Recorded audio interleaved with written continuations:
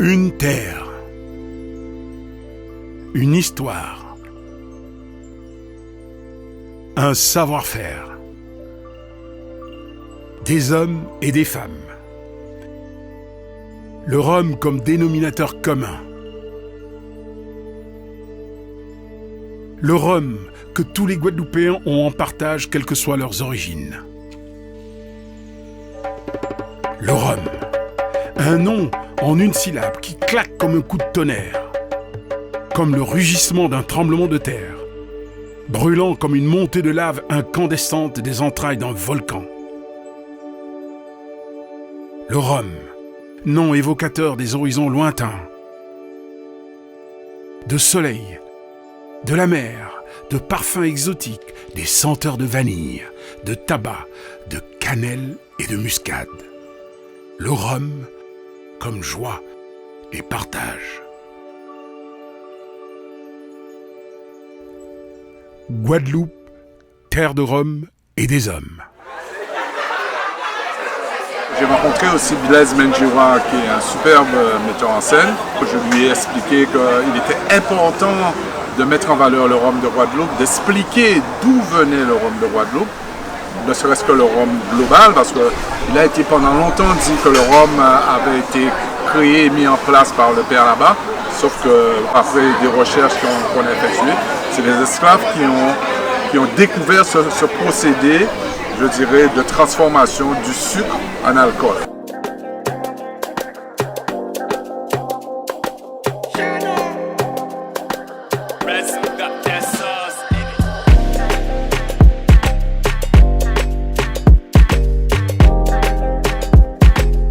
On a vu beaucoup de films et de reportages sur le rhum, mais les gens ne parlent jamais des femmes et des hommes qui sont derrière cette histoire du rhum. Et le rhum n'est pas un produit hors sol, c'est un produit qui s'ancre sur un territoire, qui s'ancre dans une culture, dans une histoire. Et j'ai voulu parler de ces hommes et de ces femmes qui sont derrière ce produit et qui est quelque chose d'emblématique de notre région, la Guadeloupe.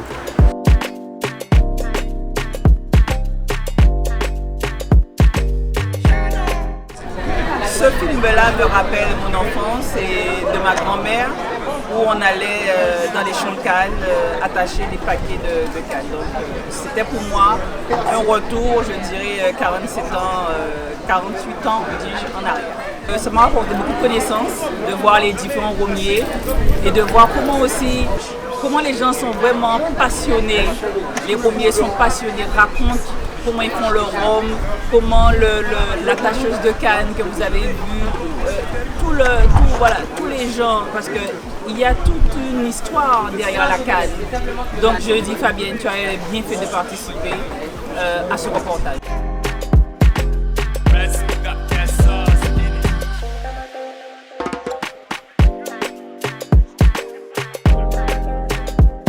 La région a toujours soutenu les initiatives culturelles. La culture fait partie des fondamentaux de notre peuple guadeloupéen. Mais aujourd'hui, le rhum de cette culture nous représente bien parce que ce rhum a fini par nous unir. Ce rhum a fini par montrer la Guadeloupe de notre face. Parce que la Guadeloupe est reconnue dans le monde à travers ce rhum. Ce rhum qui a fait couler beaucoup d'encre. Et aujourd'hui, c'est très important pour nous, pour toutes les générations, de connaître cette valeur que le rhum, en tant que produit guadeloupéen, a pour nous. Et on doit se retrouver à travers ce rhum parce que c'est unique, c'est endémique. Cette fabrication de rhum que nous avons, c'est endémique, c'est type à la Guadeloupe, avec toute cette multitude de rhummiers que nous avons. Donc, culturellement parlant, le rhum fait partie de notre ADN.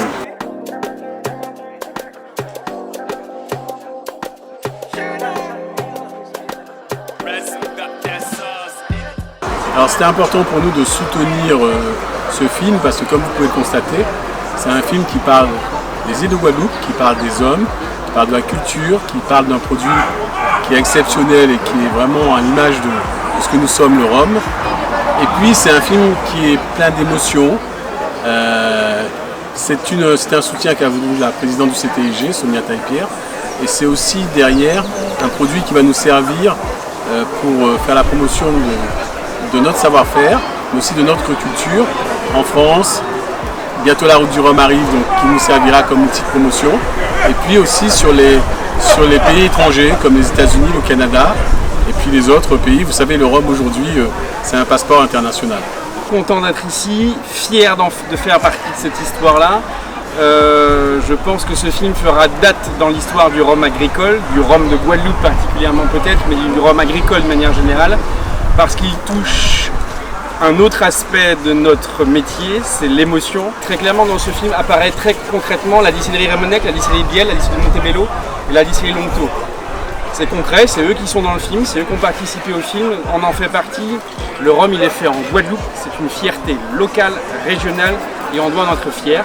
Il y a une histoire, il faut la faire continuer. On vend nos rhums, c'est l'aspect commercial de la démarche quotidienne, j'ai envie de dire. Il faut qu'on donne à manger à la fois à la famille et à l'ensemble de nos collaborateurs tous les jours. Mais aujourd'hui, le film, il a un autre objectif, c'est de montrer effectivement quel lien le rhum il a avec l'histoire de la Guadeloupe, il est avec l'histoire des Antillais. Et cette histoire-là, Blaise la raconte très très bien. J'ai fait une glace canne à sucre qui s'appelle l'eau du bout. J'ai le petit punch avec la canne à sucre, le sucre et le rhum. J'ai le sirop de batterie qui est fait aussi avec le bisou de la canne. Voilà, donc ils me permettent de mettre en scène leurs produits. Et donc pour moi, quel que soit leur aumier, c'est formidable. Tous ces hommes, toutes ces femmes qui sont dans ce film nous racontent leur histoire, leur passion du rhum avec leurs tripes, avec leurs mots, avec leur âme. Ils se dévoilent, ils se mettent à nu. Et en racontant leur histoire, ils racontent notre histoire commune. Le rhum, pour moi, est l'allégorie du sang, des larmes, de la sueur de nos ancêtres qui ont abreuvé les sillons de canne à sucre dont on extrait ce breuvage. Donc voilà ce que c'est que le rhum pour moi. Mais c'est aussi la preuve de la résilience de nos ancêtres qui ont su surmonter toutes les difficultés que l'on connaît de notre histoire pour produire par leur savoir-faire transmis de génération en génération pour faire ce produit qui aujourd'hui va à la conquête du monde.